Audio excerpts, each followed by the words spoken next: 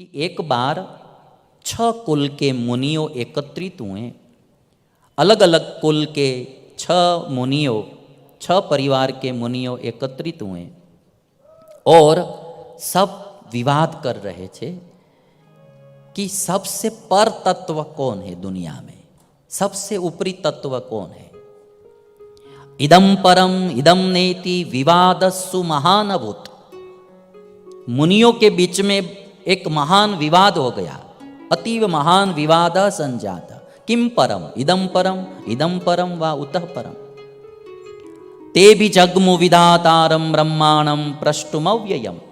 मुनियों से कोई समाधान नहीं हुआ तो सब ने मिलकर सोचा कि हम ब्रह्मा जी के पास जाएंगे, ब्रह्मा जी से पूछेंगे कि पर तत्व कौन है।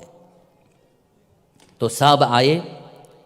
कह पुमान सर्वतत्वेभ्यः पुराण परतः परः। सबसे प्राचीन तत्व कौन है, सबसे पर तत्व कौन है, वो प्रश्न ब्रह्मा जी से किया मुनियों ने।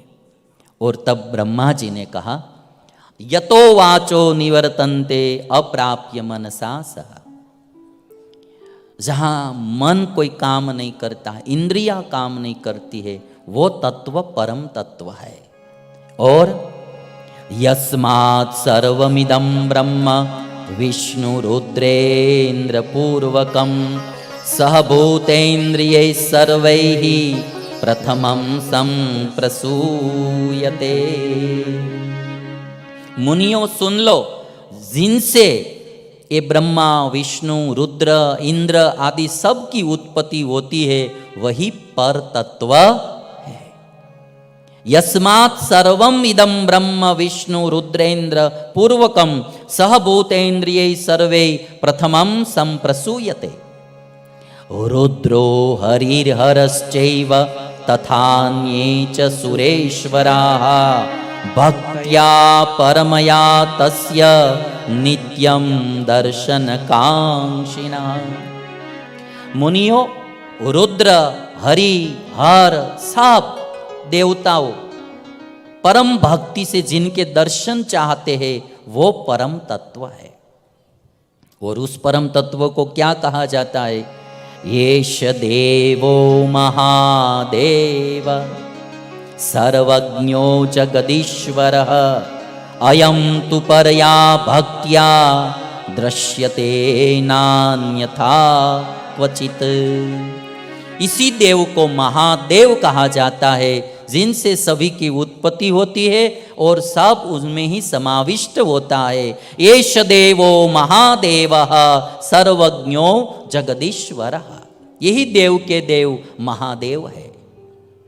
और ब्रह्मा जी कहते हैं, ईश्वर की प्राप्ति केवल भक्ति से ही होती है, भक्ति के बिना परमात्मा की प्राप्ति नहीं होती है। और आप देख लीजिए, किसी ने भी भगवान की प्राप्ति की तो भक्ति से प्राप्ति की है। रामायण में देख लो, शबरी ने जो प्राप्ति की भगवान राम की, तो वो भक्ति से ही प्राप्त की है। गोपियों ने भगवान कृष्ण की प्राप्ति की, भक्ति से प्राप्ति की। भक्ति है एक शक्ति अनोखी। दुनिया में बहुत प्रकार की शक्ति होती है। संपत्ति है, वो भी एक प्रकार की शक्ति होती है। सत्ता है, वो भी एक प्रकार की शक्ति होती है। बुद्धि है, वो भी एक प्रकार की शक्ति होती है। कुछ कलाएं हैं हमारे पास, वो भी एक प्रकार की शक्ति होती है। विद्या है, वो भी एक प्रकार की शक्ति होती है। कई प्रकार की शक्तियां होती है, किंतु सब शक्ति में कोई सुप्रीम शक्ति है, तो वो है ईश्वर की भक्ति। भक्ति है, वो भी एक महान शक्ति है, क्योंकि भक्ति से ईश्वर भी वशीभूत हो जाते हैं।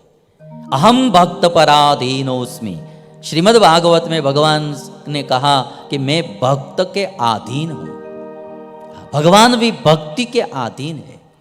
इसलिए आज ब्रह्मा जी मुनियों से कहते हैं कि भक्ति से ही वो परम तत्व की प्राप्ति की जाती है। भक्ति यानी क्या? ईश्वर में अपरंपार जो प्रीति है, उसका नाम ही भक्ति है।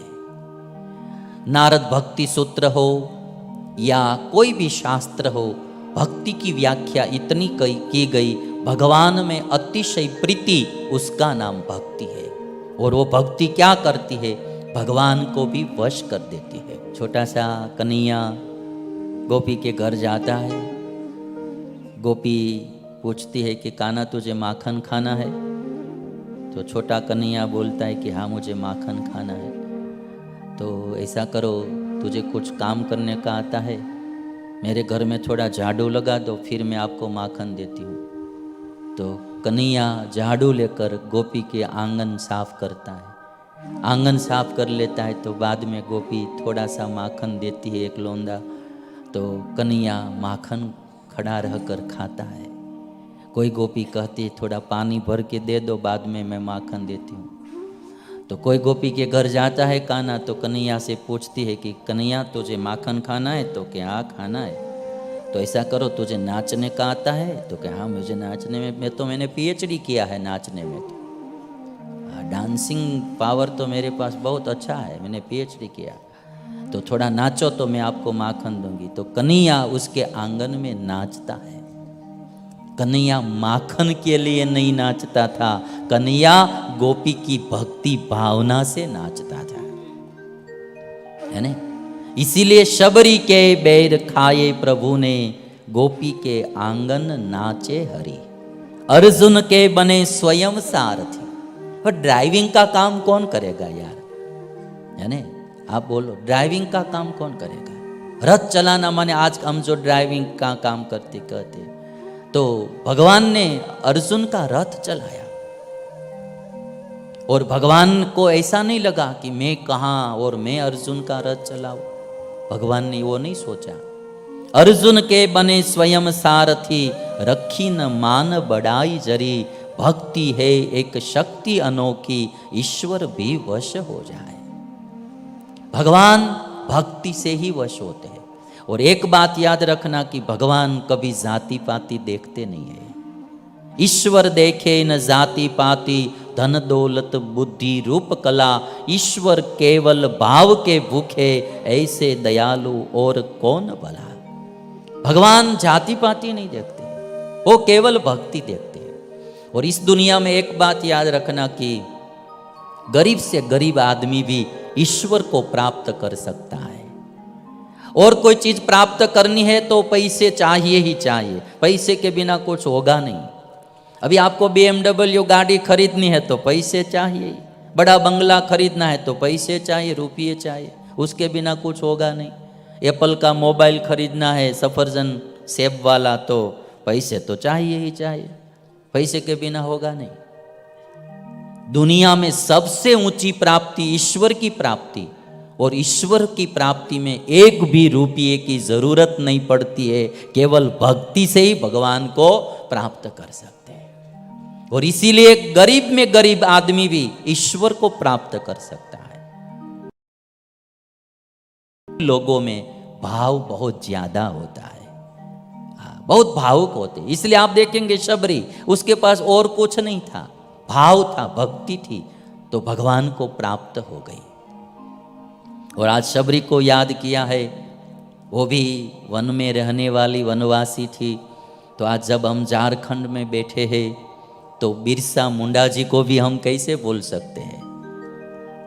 भारत देश के एक स्वतंत्रता सेनानी थे बिरसा मुंडा जी, जिन्होंने इस देश को स्वतंत्रता दिलाने में अपने प्राणों की आहुतियां दे दी। बिरसा मुंडा जी हो, वो पूरी जनजाति हो, उनकी पूरी जनजाति, उनके साथीदारों, जो स्वतंत्रता का यज्ञ चल रहा था, उस यज्ञ में इन लोगों ने प्राण की आहुतियां दी है, प्राण की आहुतियां दी है। कभी कभी गरीब लोगों में भी कितना भाव होता है, देशभक्ति होती है, ईश्वर भक्ति होती है। तो आज ब्रह्मा जी ने मुनियों से कहा, ईश्वर की प्राप्ति भक्ति से होती है। निर्धन होकर धन्य है वो नर, जिसके हृदय हरि भक्ति बसी। निर्धन होकर धन्य है वो नर, जिसके हृदय हरि भक्ति बसी।